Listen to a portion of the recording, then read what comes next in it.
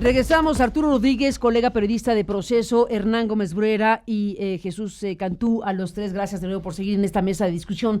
Bueno, dejamos ahí al corte el tema de lo que te pregunté, el tipo de relación del presidente de la República con los factores de poder mediático en este país, que son mediáticos económicos y tienen nombre y apellido, y de esos hemos hablado. ¿Qué piensan ustedes, Arturo, Hernán, de esta parte en donde, bueno, al final de cuentas, hemos vivido en América Latina casos muy fuertes, Argentina, por decirlo algo, ¿no?, que ha habido modificaciones legislativas muy importantes, leyes de medios que han tocado verdaderamente a la médula. En el caso de Argentina ha sido un encontronazo fenomenal entre los poderes mediáticos y el kirchnerismo, por hablar de Néstor y Cristina Kirchner, que está de vuelta en la próxima elección como candidata a la vicepresidencia. Bueno, ese es un caso muy interesante de qué ocurre en un país en donde un gobierno con un perfil, llamémosle de izquierda, llamémosle progresista, llámelo como quiera, decide entrar a esa parte que es estructural en un modelo, en un régimen que pretende ser distinto, en una circunstancia en donde si mueves la ley hasta cierto sentido y haces cosas como distribuir los espacios del espectro radioeléctrico de otra manera, o legislar en contra de la concentración, o impedir o atemperar la mezcla entre intereses diversos económicos e intereses específicamente mediáticos, y evitar este cruce tan delicado, que México es un campeón del asunto. Bueno, si alguien promueve eso, viene el choque de trenes, como ha ocurrido. Entonces, o si no lo promueves también a veces. Si no lo promueves también, pero en este caso, aquí el tema es, ¿cuál debe ser el papel del Ejecutivo, de un presidente como Andrés Manuel, si se trata de rediseñar al régimen, replantearse al régimen? Hay varias cosas que hacer, muchísimas, la impunidad, la corrupción, muchas cosas, pero el tema mediático es un eje fundamental del tipo de país que se tiene. Entonces, bueno, ya nos planteó Jesús Cantú una reflexión sobre el tema. Yo les invito, Arturo, a que hablemos de eso. Mira, me parece muy interesante este planteamiento, como lo hace Jesús, sobre el esquema de gobernanza muy boviano, de transparentar las relaciones entre los poderes de derecho y de hecho, ¿no? De facto y de jure, dirían ustedes los que saben. A mí me parece muy interesante, porque creo que es la primera vez en la que efectivamente estamos viendo el planteamiento de colocar sobre la mesa y a la luz de todos quiénes son los que participan, en qué tipo de decisiones es lo que tendríamos que explorar. O sea, creo que aquí, y además en ese sentido iba un poco el planteamiento del lunes que detona lo demás. Es un poco ir más allá, sí, solo del hecho. ¿Va a permanecer en este consejo? Claro. O sea, bueno, tenemos este consejo y ya, pues no, ¿verdad? O sea, creo que de vital importancia saber qué es lo que se cuenta ahí, qué es lo que se platica ahí, qué decisiones se articulan en función de qué intereses. El Consejo Asesor es un ejemplo claro. Me parece que hay otros. Creo que es el presidente que más reuniones ha tenido en su primer año con el Consejo Mexicano de Negocios, por ejemplo. No sé, creo que tenemos que ir un poco más allá en la medida de lo posible. Hernán Gómez Bruera. Soy breve porque sé que ya está Lidia ahí. Lidia Cacho entrará en acción ahorita en la persona. Y es mucho más importante escuchar a Lidia Cacho que... No, todos es importante. No, lo que quiero decir es, yo creo que el Consejo Asesor es una instancia más bien de interlocución, a través de la cual el presidente está buscando no alienar la relación con todo el sector empresarial y tener comunicación con determinados sectores. Eso, de entrada. Luego, sí hay una cercanía Hay que recordar política. que no lo propuso él, no fue una invitación de él, sino le dijeron, seremos tu consejo asesor, te proponemos, y no pudo decir que no. Sí, pero bueno, a ver, yo creo que ¿por qué vas a rechazar una oferta de ese tipo cuando además a él no le conviene pelearse con todos los empresarios de este país y necesita tener cercanía, por lo menos con algunos, para no estar enemistado con todos? Yo creo que esta relación que ha tenido en concreto con con representantes de los poderes fácticos de algunos medios, es un cálculo pragmático, ¿no? Lo único que yo creo es que no debe afectar esto de lo que hablaba Jesús hace un momento, que es la creación de un espacio, de un ecosistema mediático plural, cada vez más plural. Y yo creo que esto sí, aquí sí debemos ser muy insistentes, porque escuchaba yo, tú hablaste del caso de Argentina, de la ley de medios que quitó, por ejemplo, que le quitó muchísimo poder a Clarín y desconcentró el espacio mediático en Argentina. Ahora ya se revirtió con Macri, pero... Y dices, esto puede generar una crisis hasta de gobernabilidad, Pero fíjense que acabo de ver un documental muy interesante en Netflix sobre la crisis en Brasil. No recuerdo el nombre, pero es un documental muy bueno sobre qué pasó con Dilma, qué pasó con Lula. Y cuando le preguntan a Lula, ¿cuál crees tú que fue uno de los principales o el principal error de tu gobierno? Dice, no haber modificado la relación con los medios, no haber creado una forma distinta de relacionarse con los medios y no haber desconcentrado los medios que en Brasil están en manos de 9 familias en un país de 180 millones de habitantes. Yo espero que no pase algo similar, porque esos medios finalmente fueron los que participaron en el golpe, digamos, suave o blando, como se le quiera llamar, en contra de Dilma Rousseff. ¿Por qué? Porque el PT se confió que estaba en una buena relación con esos grandes medios tradicionales de siempre, y al final esos medios fueron los que le dieron la vuelta y terminaron por la crisis en lo que terminó Brasil. Entonces yo creo que el presidente tampoco se debería confiar de que esta alianza, que yo creo que es coyuntural con algunos de los grandes oligopolios mediáticos, va a estar ahí para siempre. Mientras les interese, van a apoyar al presidente. Cuando ya no les interese, se van a dar vuelta. Pues un asunto fundamental. Damos la bienvenida a esta mesa a Lidia Cacho, a quien le mandamos un saludo, un abrazo y nuestro mensaje solidario, porque estamos, Lidia, muy preocupados con lo que has informado, este allanamiento a tu casa, este ataque a tu intimidad, a tu familia, a tus mascotas, a lo que sucedió, y la sustracción, dijiste también, de materiales periodísticos y información relevante. Bueno, nos sacude, nos preocupa, y desde luego hay que exigir que la investigación, que ya empezó, por cierto, por parte de la Fiscalía General de la República, según se ha anunciado, resuelva rápido qué sucedió y esclarezca qué hay detrás de todo esto. Lidia, te saludamos aquí, Hernán Gómez Bruera, Jesús Cantú y Arturo Rodríguez. Buenos días, bienvenida. Gracias, buenos días, Carmen, Hernán, Jesús, ¿cómo están? Buenos días. Pues aquí estamos, Lidia, ¿cómo están las cosas? Cuéntanos, porque ya lo planteaba Hernán hace rato, mencionó tu caso, dice, este tema tendría que estar siendo un asunto de enorme importancia, lo es, pero hay que abrirle más tiempo y espacio a lo que ha sucedido contigo por muchas razones, no solo porque se trata de una periodista de enorme importancia como tú, sino porque también estamos en, no la conclusión, sino un capítulo clave de lo que han sido varios años, ya lustros, de una batalla judicial tan fuerte que hoy tiene al caso Lidia Cacho, por llamarle así, pues con las órdenes de aprehensión no cumplidas todavía en contra de 2 personajes clave de tu historia, que son Kamel Nacif y el exgobernador de Puebla, Mario Marín. No estoy diciendo nada que no esté a la luz pública, pero bueno, el contexto, la circunstancia en la cual están sucediendo estos hechos que tú has denunciado, pues viene de la mano de cosas de este calibre. ¿Cómo están las cosas y qué nos puedes decir esta mañana? Gracias, Carmen. Bueno, voy a hacer un resumen rápido para no sacar del carril esta discusión tan importante sobre los medios en México y el papel que creemos que debe tener el presidente de la República sobre la incidencia o no en los medios de comunicación mexicanos. Simplemente en un resumen es que los peritos aparecieron ya desde esto sucedió el domingo a las 20 horas. Yo afortunadamente tengo mi protección pagada por mí y por artículo 19. Recuperé todos los videos, ya tenemos todos los videos que ya le entregué a la Fiscalía. Los peritos siguen allá, de hecho en este momento están en mi casa. Y bueno, pues con toda esta desarticulación que tiene el gobierno federal en términos de la transformación de la Guardia Nacional, una de las cosas de las que no se ha hablado lo suficiente ha sido la decisión determinante del gobierno federal de quitar todas las formas de protección a periodistas y a defensoras y defensores de los derechos humanos y a personas que lo necesitan, excepto, por supuesto, a diputados, congresistas y demás, ¿no? Entonces, el hecho de que esto haya sucedido, hayan intentado absorber a la PFP, que está en una crisis que ya todas y todos conocemos, implicó que en el momento en que yo había avisado a la PGR y a la Secretaría de Gobernación a través del mecanismo de protección a periodistas que yo volvía a México y volvía a mi casa ese día, ellos habían decidido que ya no podía tener protección y me la quitaron.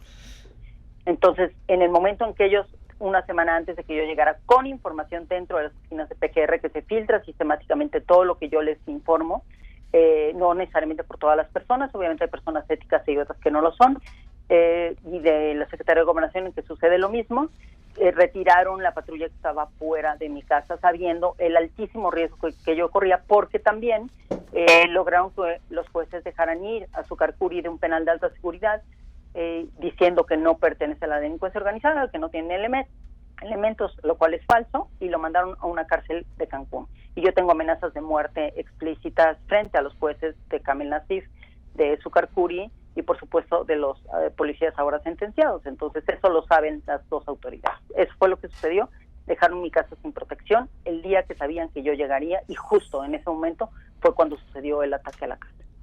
Bueno, aquí está Jesús Cantú. Entiendo que, bueno, pues este tema no sabía, no sé, creo que no sabíamos nadie de aquí lo que estás diciendo, que te dejaron sin protección. Jesús, no sé si quieres comentar algo, pues, por la gravedad de lo que está diciendo Lidia.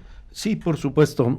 Pues primero que todo, muy buenos días, Lidia. Me da mucho gusto saludarte y me da mucho gusto saber que estás bien a pesar de este lamentabilísimo incidente. Desconocía este detalle que tú estás planteando ahorita, que yo sé que es un detalle mayor, pero desconocía. No, detalle no es una que cosa decía, técnica. bueno, me Sí. refiero como un evento es Información. particular, una información particular, que el hecho de que te hubieran retirado justo esta vigilancia. El mecanismo, y nada más lo digo y lo planteo así, el mecanismo está siendo en estos momentos sujeto a una evaluación muy puntual por parte de la ONU, de la Oficina del Alto Comisionado de los Derechos Humanos de la ONU en México. Están haciendo la revisión de todo el mecanismo. Sabemos que el mecanismo, por supuesto, y lo dije hace rato, no ha funcionado como debiese funcionar, que hay múltiples, pues vamos a decirlo, carencias o debilidades del mecanismo, y que por supuesto se tiene que fortalecer dicho mecanismo. En la próxima semana, si estoy en lo correcto, se conocerá esta evaluación que ha hecho la ONU del mecanismo, y a partir de eso, pues también en los próximos días se tomarán todas las decisiones para fortalecer este mecanismo y que pueda cumplir pues con los objetivos, que obviamente es el de garantizar la seguridad. Quiero decir nada más y puntualizar, porque me parece fundamental, que obviamente junto con este reforzamiento y con este fortalecimiento del mecanismo, pues tiene que darse también un desarrollo positivo de la seguridad en el país. El mecanismo tiene una parte muy importante que cumplir, particularmente en lo que tiene que ver con periodistas, con protección de periodistas y de activistas de los derechos humanos, obviamente. Pero si no logramos un mejoramiento integral de la seguridad, pues el mecanismo muy seguramente resultará insuficiente para garantizar la seguridad de los periodistas, que, como lo planteaba también hace unos minutos, me parece el punto de partida de cualquier tipo de discusión para garantizar la libertad de expresión en este país. Lidia Cacho, se abrió la investigación en la Fiscalía General de la República. ¿Encuentras que está avanzando la misma? ¿Encuentras que están actuando en el sentido urgente de un caso como este? Definitivamente sí, Carmen. El domingo, a partir de que sucedieron los hechos, yo estuve en contacto con la fiscal Sarirene Reías, y debo decir también que, así como algunas de las personas dentro del mecanismo y con el equipo de Artículo 19, en comunicación con las agencias de la ONU, que inmediatamente me llamaron cuando les informé el hecho, también el fiscal general de la República se ha negado a recibirnos a mis abogados y a mí desde el inicio. Es decir, no ha habido un solo momento a partir del cuando ofrecieron la disculpa en enero de este año en que el fiscal Gertz Manero se haya aceptado recibirnos, a pesar de todas las llamadas que le hemos hecho.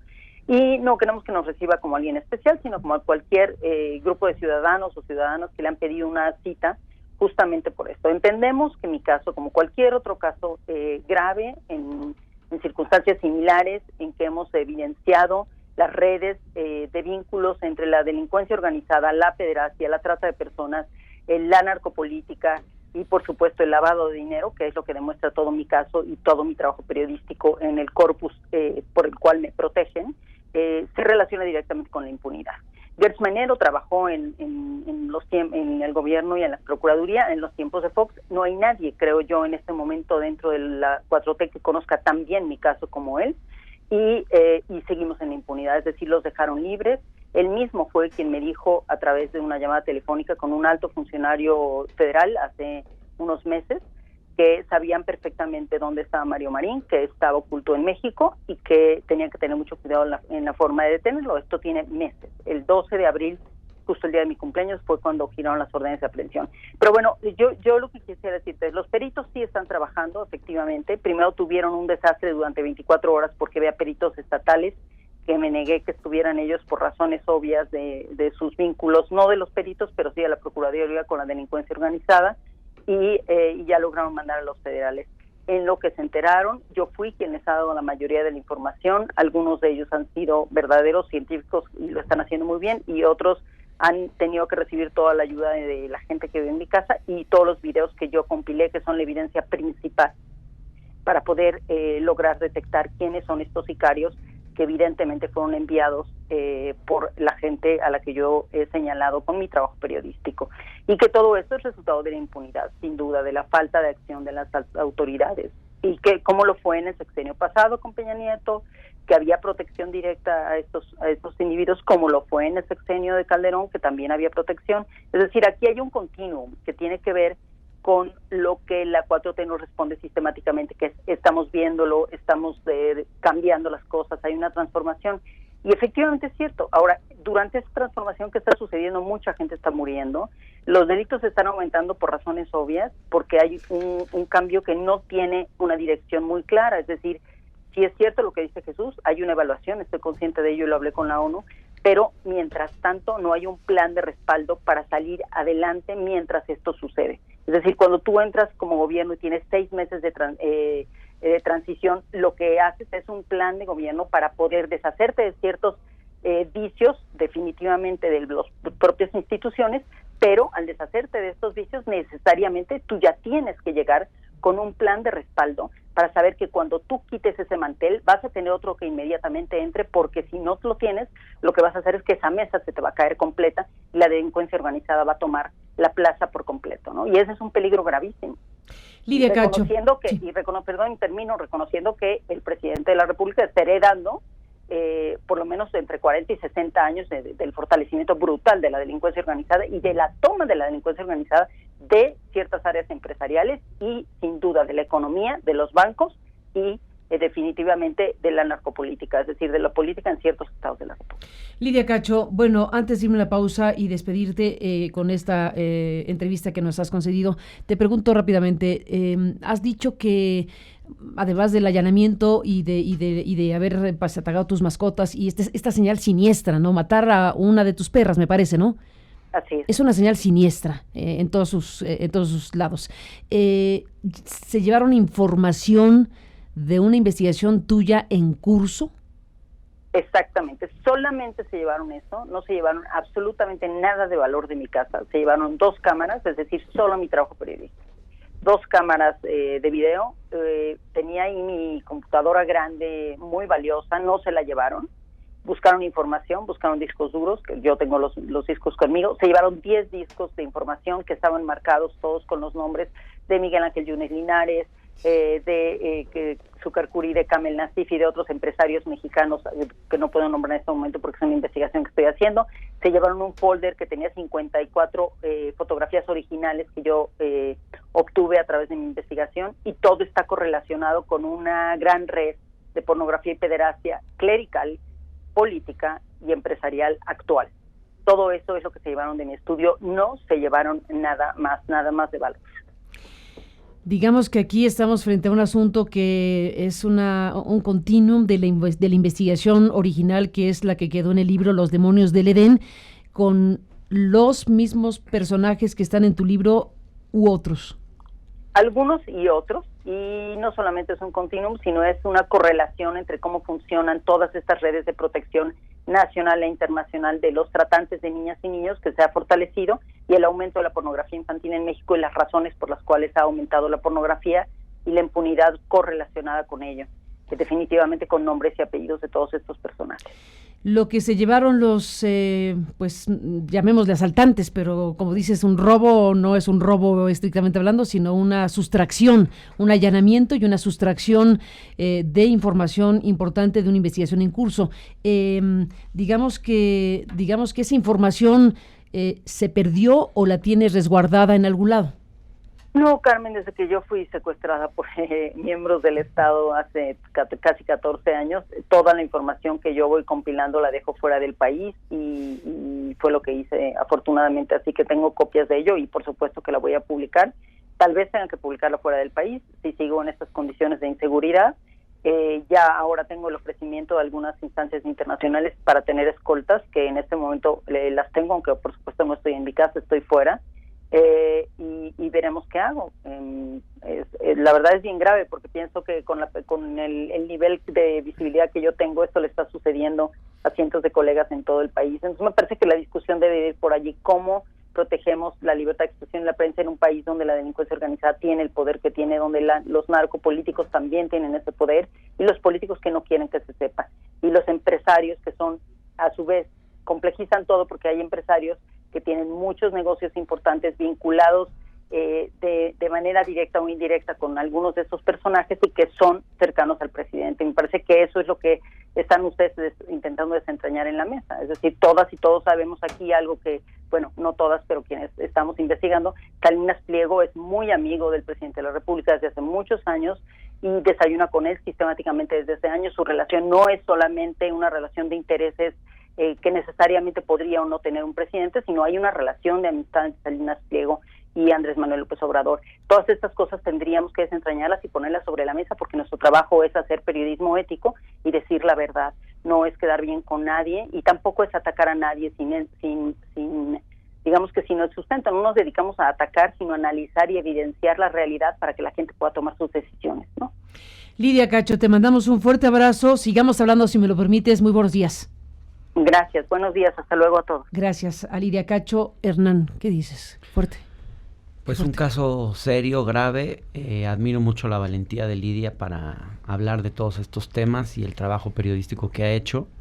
Y pues espero que las autoridades cumplan con su papel. Arturo, ¿qué piensas?